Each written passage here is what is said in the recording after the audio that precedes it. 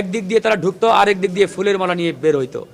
ঠিক একইভাবে আমরা দেখেছি এই খুনিরা কারাগার থেকে, কারাগারে তো যায় নাই, মানে ওই আদালত থেকে বের হয়ে তাদের গলায় ফুলের মালা আর ওই দুধ দিয়ে তাদেরকে গোসল করানো হয়েছে। মানে এই বিপ্লব পরবর্তী বাংলাদেশে এর চাইতে জঘন্য লজ্জার ঘটনা আছে বলে আমার মনে হয় না। অত্যন্ত লজ্জার। আমি জানি না ডক্টর মোহাম্মদ ইউনূস স্যার লজ্জা পেয়েছেন, তারপরেও যেহেতু এরকম একটি সন্ত্রাসী আক্রমণ চালানো হয়েছে আমার উপরে, এই হামলার অতি দ্রুত বিচার হবে এটা আমরা আশা করেছিলাম। কিন্তু এখানেও যে নাটকীয়তা, সরকারের আইন শৃঙ্খলা বাহিনীর যে নীরবতা এবং তাদের যে নানামুখী ষড়যন্ত্রের গন্ধ আমরা বিগত কয়েকদিন ধরে দেখতে পাচ্ছি, তাহলে আজকে আমরা বলতে বাধ্য হচ্ছি যে আওয়ামী লীগের যে কালচার, আওয়ামী লীগের যে সংস্কৃতি ছিল আর বর্তমানে এই ডক্টর মোহাম্মদ ইউনূসের সরকারের আমলের এই যে কালচার সংস্কৃতির মধ্যে তফাৎটা কোথায়? 2000 ছাত্র জনতা জীবন দিয়েছে এই কারণে নয় যে ফারুক হাসানের পা আপনারা হামলা চালিয়ে ভেঙে দিবেন, তার কপালে ছুরি দিয়ে আপনারা এখানে 2 ইঞ্চি ক্ষত করবেন, তাকে হত্যার উদ্দেশ্যে তাকে আপনি বা আপনারা মানে হামলা চালাবেন তার উপর। আজকে মিডিয়ার ভাইরা এখানে আছেন, আপনারা একটা জিনিস বিগত দিনে দেখেছি ভুলভাবে উত্থাপন করেছেন। এই সন্ত্রাসী হামলাকারীদেরকে আপনারা ছাত্র এবং আহত পরিচয় দিয়েছেন।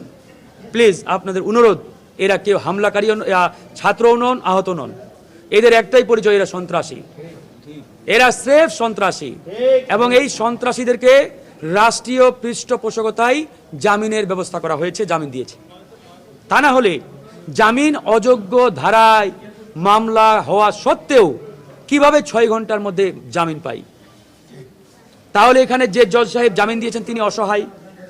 আমরা হাসিনার আমলে শুনেছি এবং বিচারকরাও বলেছেন যে মামলাগুলোর রায় গণভবনে লেখা হতো, গণভবন থেকে মামলার রায় রেখে কোর্টে পাঠানো হতো, জজ সাহেব শুধু এজলাসে উঠে ওই এজলাসে উঠে পড়ে শোনাতেন, সব মামলার রায় গণভবন থেকে আসতো।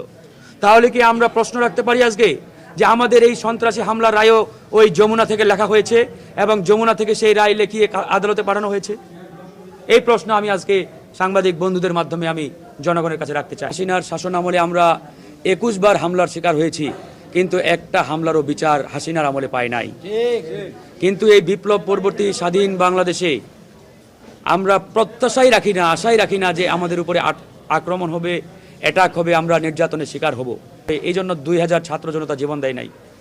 লাখ লাখ ছাত্র জনতা হাসপাতালের বেডে কাতরাচ্ছে, বিভিন্ন জায়গায় কাতরাচ্ছে, এরকম বাংলাদেশ দেখার জন্য নয়।